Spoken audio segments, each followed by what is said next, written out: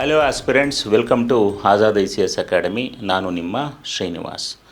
ಕಳೆದ ತರಗತಿಯಿಂದ ನಾವು ಇತಿಹಾಸ ಪುಟಗಳು ವಿಡಿಯೋ ಸೀರೀಸಲ್ಲಿ ಸಿಂಧು ಬಯಲಿನ ನಾಗರಿಕತೆಯ ಬಗ್ಗೆ ಚರ್ಚೆ ಮಾಡ್ತಾ ಇದ್ವಿ. ಅದರ ಮುಂದುವರೆದ ಭಾಗವಾಗಿ ಇಂದಿನ ತರಗತಿಯಲ್ಲಿ ನಾನು ಸಿಂಧು ಬಯಲಿನ ನಾಗರಿಕತೆಯ ಪ್ರಧಾನ ಲಕ್ಷಣಗಳ ಬಗ್ಗೆ ಡಿಸ್ಕಸ್ ಮಾಡ್ತೀನಿ. ಇತಿಹಾಸಕಾರರು ಸಿಂಧು ಬಯಲಿನ ನಾಗರಿಕತೆಯ ಕೆಲವು ಪ್ರಧಾನ ಲಕ್ಷಣಗಳನ್ನು ಗುರುತಿಸಿದ್ದಾರೆ. ಅದರಲ್ಲಿ ಮುಖ್ಯವಾದದ್ದು ಸಿಂಧು ನಾಗರಿಕತೆಯ ನಗರ ಯೋಜನೆ. ಅದು ಸಿಂಧು ನಾಗರಿಕತೆಯ ಪ್ರಧಾನ ಲಕ್ಷಣಗಳಲ್ಲಿ ಒಂದು. ನಂತರ ಬಡಾವಣೆಯ ರೂಪದಲ್ಲಿ ಮನೆಗಳ ನಿರ್ಮಾಣ, ಒಳಚರಂಡಿ ವ್ಯವಸ್ಥೆ, ಏಕರೂಪ ಇಟ್ಟಿಗೆಯ ನಿರ್ಮಾಣ, ವ್ಯಾಪಾರಶಾಹಿ ಆಡಳಿತ, ಮಿಶ್ರ ಜನಾಂಗದ ಸಂಸ್ಕೃತಿ ಮತ್ತು ಮಾತೃದೇವತೆ ಪೂಜೆಯನ್ನು ಮಾಡ್ತಾಯಿದ್ರು, ಮಾತೃಪ್ರಧಾನ ಸಮಾಜವನ್ನು ಹೊಂದಿದ್ರು, ಮೂರ್ತಿ ಪೂಜಕರಾಗಿದ್ದರು. ಇವೆಲ್ಲ ಸಿಂಧು ಬಯಲಿನ ಪ್ರಧಾನ ಲಕ್ಷಣಗಳಾಗಿವೆ. ಸಿಂಧು ನಾಗರಿಕತೆಯ ಪ್ರಧಾನ ಲಕ್ಷಣಗಳಲ್ಲಿ ಮೊದಲನೇದು ನಗರ ಯೋಜನೆ. ಇತಿಹಾಸಕಾರರು ಸುಮಾರು 1400ರಿಂದ 1500 ನಗರಗಳನ್ನು ಭಾರತದ ವಾಯುವ್ಯ ಭಾಗದಲ್ಲಿ ಸಿಂಧು ನಾಗರಿಕತೆಯ ಪ್ರದೇಶದಲ್ಲಿ ಗುರುತಿಸಿದ್ದಾರೆ. ನಗರಗಳನ್ನು ಯೋಜಿತವಾಗಿ ನಿರ್ಮಾಣ ಮಾಡಲಾಗಿತ್ತು. ನಗರವನ್ನು ಸಾಮಾನ್ಯವಾಗಿ ಚೆಸ್ ಬೋರ್ಡ್ ಮಾದರಿನಲ್ಲಿ ನಿರ್ಮಾಣ ಮಾಡಲಾಗಿತ್ತು. ನಗರಗಳನ್ನು ವಿಭಾಗ ಮಾಡಲಾಗಿತ್ತು, 2 ಭಾಗಗಳಾಗಿ ವರ್ಗೀಕರಿಸಲಾಗಿತ್ತು, ಮೇಲಿನ ನಗರ, ಕೆಳನಗರ ಅಂತ ಹೇಳಿ. ಓಕೆ. ಆದರೆ ಧೋಲವೀರ ನಗರವನ್ನು 3 ಭಾಗಗಳಾಗಿ ವಿಭಾಗ ಮಾಡಲಾಗಿತ್ತು. ಮೇಲಿನ ನಗರ, ಮಧ್ಯನಗರ, ಕೆಳನಗರ ಅಂತ ಹೇಳಿ 3 ನಗರಗಳಾಗಿ ವಿಭಾಗ ಮಾಡಲಾಗಿತ್ತು. ಮೇಲಿನ ನಗರ ಕೋಟೆಯನ್ನು ಒಳಗೊಂಡಿತ್ತು. ಸಾಮಾನ್ಯವಾಗಿ ಅಲ್ಲಿ ಮೇಲಿನ ನಗರದಲ್ಲಿ ವ್ಯಾಪಾರಿಗಳು, ಶ್ರೀಮಂತರು ಅಲ್ಲಿ ವಾಸ ಮಾಡ್ತಾಯಿದ್ರು. ಕೆಳನಗರ, ಮೇಲಿನ ನಗರದ ಸುತ್ತ ಕೆಳನಗರ ಇತ್ತು. ಅಲ್ಲಿ ಸಾಮಾನ್ಯವಾಗಿ ಸಾಮಾನ್ಯ ಜನ ಅಲ್ಲಿ ವಾಸ ಮಾಡ್ತಾಯಿದ್ರು. ಓಕೆ. ಇನ್ನು ಮೇಲಿನ ನಗರ ಕೋಟೆಯನ್ನು ಒಳಗೊಂಡಿತ್ತು. ಕೋಟೆ ಹೊರ ಉತ್ತರ ದಕ್ಷಿಣವಾಗಿತ್ತು. ಆದರೆ ಲೋಥಾಲಲ್ಲಿ ಕೋಟೆಯ ಹೊರ ಪೂರ್ವ ಪಶ್ಚಿಮವಾಗಿತ್ತು. ಓಕೆ. ಇನ್ನು ಚಾನುದಾರು, ಎಲ್ಲ ನಗರಗಳಲ್ಲೂ ನಮಗೆ ಕೋಟೆಯನ್ನು ಕಂಡುಬರುತ್ತೆ. ಆದರೆ ಚಾನುದಾರು ಅನ್ನೋ ಒಂದು ನಗರದಲ್ಲಿ ಕೋಟೆ ಕಂಡುಬರುವುದಿಲ್ಲ. ಕೋಟೆಯ ಒಳಗಡೆ ರಸ್ತೆಗಳನ್ನು ಪೂರ್ವ ಪಶ್ಚಿಮವಾಗಿ, ಉತ್ತರ ದಕ್ಷಿಣವಾಗಿ ಯೋಜಿತವಾಗಿ ನಿರ್ಮಾಣ ಮಾಡಲಾಗಿತ್ತು. ಸಾಮಾನ್ಯವಾಗಿ ರಸ್ತೆಗಳು ವಿಶಾಲವಾಗಿ, ಉದ್ದವಾಗಿ, ನೇರವಾಗಿ ಗ್ರಿಡ್ ಮಾದರಿಯಲ್ಲಿ ರಸ್ತೆಗಳನ್ನು ಸಿಂಧು ನಾಗರಿಕತೆಯ ಜನರು ನಿರ್ಮಾಣ ಮಾಡಿದರು. ಆದರೆ ಸಮಕಾಲೀನ ಮೆಸೊಪೊಟೇಮಿಯಾ ನಾಗರಿಕತೆಯಲ್ಲಿ ರಸ್ತೆಗಳು ನೇರ ಅಗಲವಾಗಿರದೆ ಅಂಕುಡೊಂಕಾಗಿದ್ದರು. ಹಾಗಾಗಿ ನೇರವಾಗಿ ಉದ್ದವಾದ ಅಗಲಗಳ ರಸ್ತೆಯ ನಿರ್ಮಾಣ ಸಿಂಧು ನಾಗರಿಕತೆಯ ಒಂದು ವೈಶಿಷ್ಟ್ಯ ಅಂತ ಕೂಡ ಹೇಳ್ಬೋದು. ಇನ್ನು ರಸ್ತೆಗಳ ಅಕ್ಕಪಕ್ಕದಲ್ಲಿ ಬಡಾವಣೆಯ ರೂಪದಲ್ಲಿ ಮನೆಗಳ ನಿರ್ಮಾಣ ಮಾಡಲಾಗಿತ್ತು. ಮನೆಗಳು ಸಾಮಾನ್ಯವಾಗಿ 2ರಿಂದ 3 ಕೋಣೆಗಳನ್ನು ಒಳಗೊಂಡಿದ್ವು. ಮನೆಗಳನ್ನು ಸಾಮಾನ್ಯವಾಗಿ ಇಟ್ಟಿಗೆಯಲ್ಲಿ ಸುಟ್ಟ ಇಟ್ಟಿಗೆಯಲ್ಲಿ ಮನೆಗಳನ್ನು ನಿರ್ಮಾಣ ಮಾಡಲಾಗಿತ್ತು. ಮನೆಗಳು ಸಾಮಾನ್ಯವಾಗಿ 2ರಿಂದ 3 ಅಂತಸ್ತು ಒಳಗೊಂಡಿದ್ವು. ಹಾಗಾಗಿ ಅದು ಸಿಂಧು ನಾಗರಿಕತೆಯ ಸಾಮಾಜಿಕ ಸ್ತರೀಕರಣವನ್ನು ನಮಗೆ ಅದು ತಿಳಿಸುತ್ತೆ. ಸಾಮಾನ್ಯವಾಗಿ ಮನೆಗಳು ಅಡುಗೆ ಕೋಣೆ, ಬಚ್ಚಲು ಮನೆ, ಹಿತ್ತಲು ಇತ್ಯಾದಿಗಳನ್ನು ಒಳಗೊಂಡಿತ್ತು.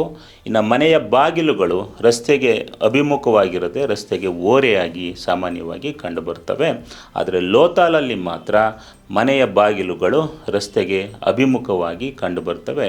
ಹಾಗಾಗಿ ಅದೊಂದು ಲೋಥಾಲ್ನ ಒಂದು ವೈಶಿಷ್ಟ್ಯ ಅಂತ ಹೇಳಿ, ಮನೆಗಳ ನಿರ್ಮಾಣದಲ್ಲಿ ಒಂದು ವೈಶಿಷ್ಟ್ಯ ಅಂತ ಹೇಳಿ ಹೇಳ್ಬೋದು. ಇನ್ನು ಕಾಲಿಬಂಗಾನಲ್ಲಿ ನೆಲಹಾಸು, ಏನು ಟೈಲ್ಸ್ ಅಂತ ಕರೀತೇವೆ, ಆ ಟೈಲ್ಸನ್ನು ನಾವು ಫ್ಲೋರಲ್ಲಿ ನಾವು ನೋಡ್ಬೋದು. ನೆಲಹಾಸುಗಳನ್ನು ನಾವು ಬಣ್ಣದ ಅಥವಾ ಇಟ್ಟಿಗೆಯ ನೆಲಹಾಸನ್ನು ನಾವು ಕಾಲಿಬಂಗಾನಲ್ಲಿ ನೋಡ್ಬೋದಾಗಿದೆ. ಇನ್ನು ಪ್ರತಿಯೊಂದು ಮನೆಯು ಒಳಚರಂಡಿ ವ್ಯವಸ್ಥೆಯನ್ನು ಒಳಗೊಂಡಿತ್ತು.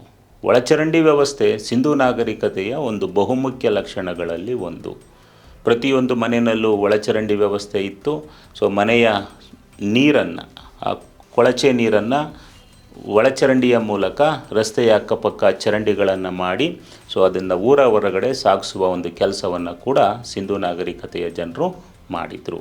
ಹಾಗಾಗಿ ಒಳಚರಂಡಿ ವ್ಯವಸ್ಥೆ ಸಿಂಧು ನಾಗರಿಕತೆಯ ಪ್ರಧಾನ ಲಕ್ಷಣಗಳಲ್ಲಿ ಒಂದು ಅಂತ ಕೂಡ ಇತಿಹಾಸಕಾರರು ಹೇಳ್ತಾರೆ. ಆದರೆ ಸಿಂಧು ನಾಗರಿಕತೆಯ ಜನ ಸ್ವಚ್ಛತೆ ಮತ್ತು ನೈರ್ಮಲ್ಯಕ್ಕೆ ಕೊಟ್ಟಂಥ ಒಂದು ಪ್ರಾಮುಖ್ಯತೆಯನ್ನು ಸಮಕಾಲೀನ ಯಾವುದೇ ನಾಗರಿಕತೆಯು ಕೊಟ್ಟಿಲ್ಲ ಅಂತ ಹೇಳ್ತಾರೆ. ಹಾಗಾಗಿ ಒಳಚರಂಡಿ ವ್ಯವಸ್ಥೆ ಸಿಂಧೂ ನಾಗರಿಕತೆಯ ಪ್ರಧಾನ ಲಕ್ಷಣಗಳಲ್ಲಿ ಒಂದು ಅಂತ ಹೇಳ್ಬೋದು. ಏಕರೂಪ ಇಟ್ಟಿಗೆಗಳ ನಿರ್ಮಾಣ ಸಿಂಧೂ ನಾಗರಿಕತೆಯ ಇನ್ನೊಂದು ಲಕ್ಷಣ. ಬಹುತೇಕ ಎಲ್ಲ ನಗರಗಳಲ್ಲಿ ಬಳಸಿದ ಇಟ್ಟಿಗೆಗಳು ಏಕರೂಪವಾಗಿ ಒಂದೇ ಮಾಪನವನ್ನು ಒಳಗೊಂಡಿದ್ವು.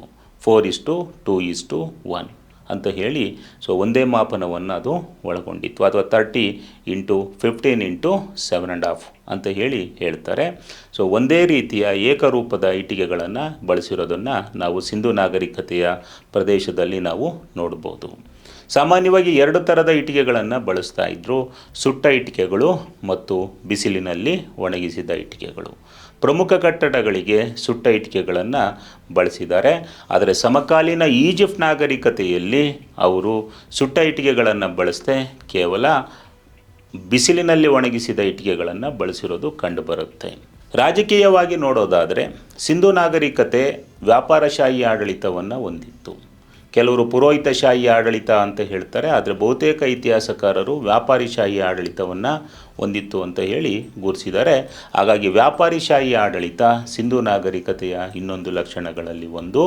ವ್ಯಾಪಾರಿಗಳು ಮೇಲಿನ ನಗರದಲ್ಲಿ ವಾಸ ಮಾಡ್ತಾ ಇದ್ದರು, ಅವರು ಸಿಂಧೂ ನಾಗರಿಕತೆಯ ಪ್ರದೇಶಗಳನ್ನು ಆಳ್ವಿಕೆ ಮಾಡ್ತಾಯಿದ್ರು ಅಂತ ಇತಿಹಾಸಕಾರ RS ಶರ್ಮಾ ಅವರು ಹೇಳ್ತಾರೆ. ಇನ್ನು ಸಮಾಜಕ್ಕೆ ಬಂದರೆ, ಸಮಾಜದ ಲಕ್ಷಣಗಳನ್ನು ನಾವು ನೋಡೋದಾದರೆ ಸಿಂಧೂ ನಾಗರಿಕತೆಯ ಸಮಾಜ ಮಧ್ಯಮ ತರಗತಿಯ ಸಮಾಜ ಆಗಿತ್ತು, ಮಿಶ್ರ ಜನಾಂಗದ ಸಮಾಜ ಆಗಿತ್ತು. ಸಮಾಜದಲ್ಲಿ ಸುಮಾರು 5 ಜನಾಂಗಗಳನ್ನು ಇತಿಹಾಸಕಾರರು ಗುರುತಿಸಿದ್ದಾರೆ: ಪ್ರೋಟೋ-ಅಸಲೈಡ್, ಪ್ರೋಟೋ-ದ್ರವಿಡಿಯನ್, ಮಂಗೋಲಾಯ್ಡ್, ಆಲ್ಪೈನ್, ಮೆಡಿಟರೇನಿಯನ್ ಅಂತ 5 ಜನಾಂಗಗಳನ್ನು ಇತಿಹಾಸಕಾರರು ಗುರುತಿಸಿದ್ದಾರೆ. ಹಾಗಾಗಿ ಅದೊಂದು ಮಿಶ್ರ ಜನಾಂಗದ ಸಂಸ್ಕೃತಿ ಅಂತ ಹೇಳ್ತಾರೆ. ಮತ್ತು ಕಾಸ್ಮೋಪಾಲಿಟನ್ ಸಂಸ್ಕೃತಿಯನ್ನು ಸಿಂಧೂ ನಾಗರಿಕತೆಯ ಸಮಾಜ ಹೊಂದಿತ್ತು ಅಂತ ಇತಿಹಾಸಕಾರರು ಅಭಿಪ್ರಾಯ ಪಡ್ತಾರೆ. ಇನ್ನು ಧಾರ್ಮಿಕ ಲಕ್ಷಣಗಳನ್ನು ನಾವು ನೋಡೋದಾದರೆ, ಸಿಂಧೂ ನಾಗರಿಕತೆಯ ಜನರು ಮೂರ್ತಿ ಪೂಜಕರಾಗಿದ್ದರು, ಮೂರ್ತಿಗಳನ್ನು ಪೂಜೆ ಮಾಡ್ತಾಯಿದ್ರು.